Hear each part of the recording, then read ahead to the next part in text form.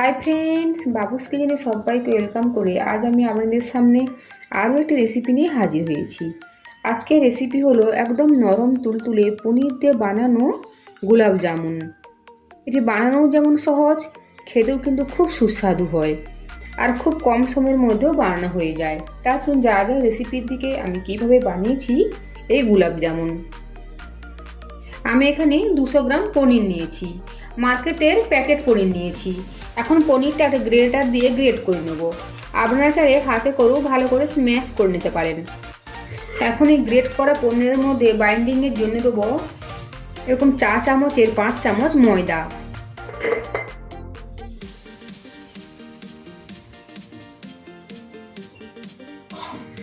একদম মিহি দানার সুজি নিয়েছি 3 চামচ,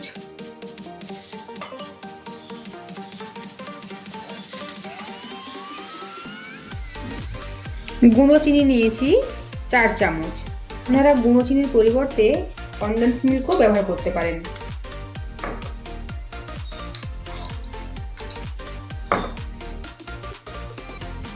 একদম ছোট চামচের হাফ চামচ বেকিং পাউডার আর 1 চুটকি বেকিং সোডা।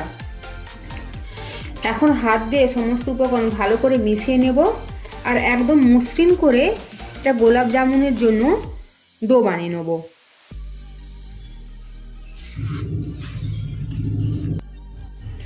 দেখুন এভাবে হাতের তালু দিয়ে খুব ভালোভাবে থেসে নিতে হবে, তাতেই কিন্তু ডো খুব তাড়াতাড়ি একদম মসৃণ হয়ে যাবে। এক্ষেত্রে আপনাদের যদি মনে হয় যে ডো খুব শক্ত বা টাইট মনে হচ্ছে, তবে অবশ্যই অল্প পরিমাণে দুধ বা জলও ব্যবহার করতে পারেন।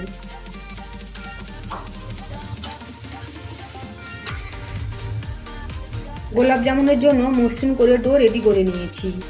এখন হাতের তালুর মধ্যে নেব অল্প পরিমাণে ঘি আর এই ডো থেকে গোলাপ জামুনের জন্য ছোট ছোট করে গোল করে বল,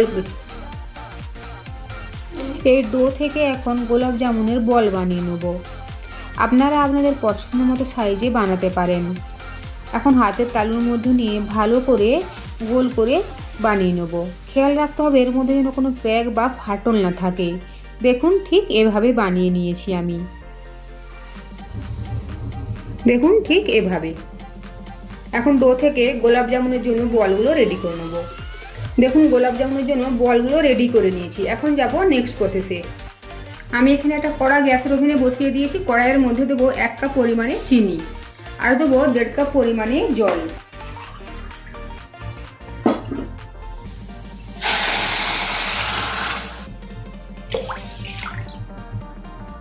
এই অবস্থায় গ্যাসের ফ্লেম বাড়িয়ে দেবো আর চিনিটা গলতে দেবো আর সাথে দেবো 2টো এলাচ।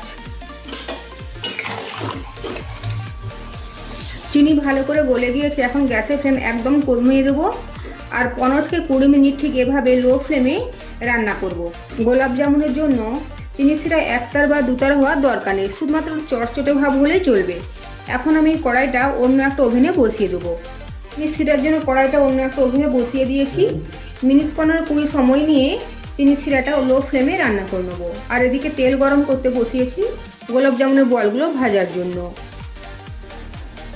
গোলাপ জামুন ভাজার জন্য তেল একদম খুব ভালোভাবে গরম করার প্রয়োজন নেই।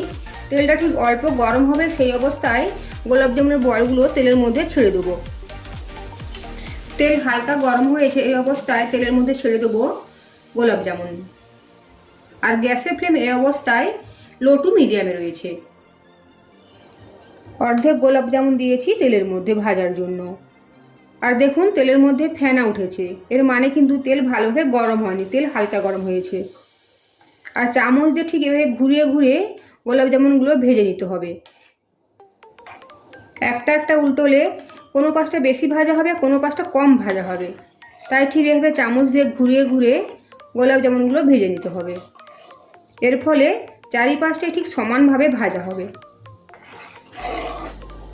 দেখুন বেকিং সোডা দেওয়ার ফলে মিষ্টিগুলো ফুলে উঠেছে। আমি আরও একটু লাল করে ভেজে নেব। দেখুন মিষ্টিগুলো লাল করে ভেজে নিয়েছি, এখন তুলে নেব। এখন বাকি গোলাপ জামুনগুলো তেলের মধ্যে ছেড়ে দেবো। ঠিক একই প্রসেসে ভেজে নেব, চামচ দিয়ে ঘুরিয়ে ঘুরিয়ে। খেয়াল রাখতে হবে তেল যেন একদম গরম না হয়, হালকা গরম হবে, ঠিক সেই অবস্থায় গোলাপ জামুনগুলো তেলের মধ্যে ছেড়ে দিতে হবে। আর চামচ দিয়ে ঘুরিয়ে ঘুরিয়ে গোলাপ জামুনের বলগুলোকে ভেজে নিতে হবে। আর গ্যাসের ফ্লেম একদমই বাড়ানো যাবে না, লো টু মিডিয়াম ফ্লেমে ভেজে নিতে হবে।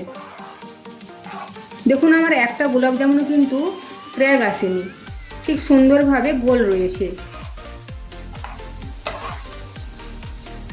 তাই ডোটা মাখার সময় খুব ভালো করে মসৃণ করে মেখে নিতে হবে।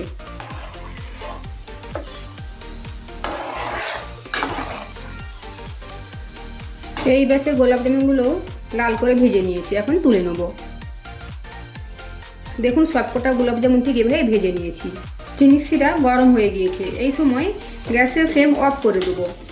আর গরম গরম ভেজে রাখা গোলাপ জামুনগুলো এই চিনি শিরার মধ্যে দিয়ে দেবো। চিনি শিরা বেশি গাঢ় করলে গোলাপ জামুনের মধ্যে রস ঢুকবে না বা মিষ্টি ভেতরে ঢুকবে না, তাই ঠিক চিনি শিরাটা পাতলা করে রাখতে হবে। এখন আমি 2 ঘন্টার জন্য ঠিক ঢাকা চাপা দিয়ে রেখে দেবো। 2 ঘন্টা পর ফিরে এসেছি। দেখুন মিষ্টিগুলো কত সুন্দরভাবে ফুলে উঠেছে আর একদম নরম তুলতুল করছে। দেখুন হাতে নিশে বুঝতে পেরেছেন কীভাবে নরম তুলতুল করছে।